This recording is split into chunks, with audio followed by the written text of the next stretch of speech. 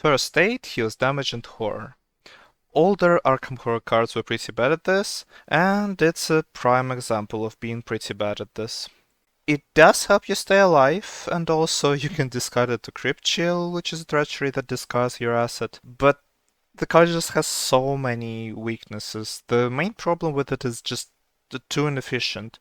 To get any reasonable use from it, you have to spend 4 actions, and you don't want to spend 4 actions just not dying. You want to spend those actions winning, which is the different point against the card. It doesn't help you win. It just delays your defeat, which is what's going to happen if you put the card into your deck. Also, it just doesn't do anything on the action you play it. And in the middle of the scenario, at the end of the scenario, you don't have that many spare actions. So when you have a moment to do something other than fighting, you wanted to do something and not just put an asset into play without actually getting anything. And it doesn't even heal your assets, which is fairly important because you don't want to assign damage to yourself, you want to assign it to your assets first because you want to play around direct damage and horror. And this card doesn't help with that. It can reactively heal that damage, but you don't want to be reactive, you want to be proactive. And now I just want to talk about how inefficient the card is. The main source of horror and damage is treacheries for Guardians, because you're a fighter, you aren't going to get hit by enemies. You're going to get hit by treacheries, because usually you don't have a good hat score, you have like a 3 hat. But then you commit Take the Initiative or you commit Guts, and then you pass a Rotting Remains and you just avoided 3 horror.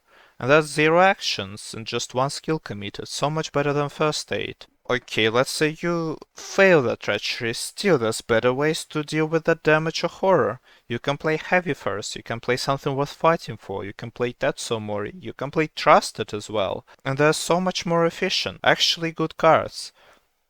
If we're talking about healing specifically, there's still so many better cards. There's Hallowed Mirror, there's Medical Student, there's Second Wind. Hallowed Mirror is curious here. It's a pretty similar card, but it heals for more while delaying the second and third heal. You don't actually need the second and third heal as fast as possible. In general, you don't want to heal much at all. You want to heal as little as possible, just enough to keep you winning the scenarios. Medical Student is just insanely efficient. You get to heal 4 damage or horror for just 1 action. That's more than 3 in 4 actions. And Second Win is 2 damage for 1 action, which is pretty good, but Guardians already have a bunch of HP, so they don't actually need it. But even then, it's still better than First Aid because it's just more efficient. Reasons to put First Aid into a deck. Power ranking 2 out of 10. It's not a 1 out of 10, and that's because maybe you don't have any other investigator expansion, you just have the core set. And at that point, Arkham Horror is actually not very well balanced. Rogues are pretty bad, Seekers are OP, that doesn't get fixed with any amount of investigator expansions, but okay. So you actually want to buy another investigator expansion as soon as possible. So I would say there actually isn't a point in time where you want to play that card ever, so it's just garbage. Fun ranking? Fun doesn't matter, because it doesn't win scenarios. Notably, this card also doesn't win scenarios, and I don't like losing, so I kinda hate the card.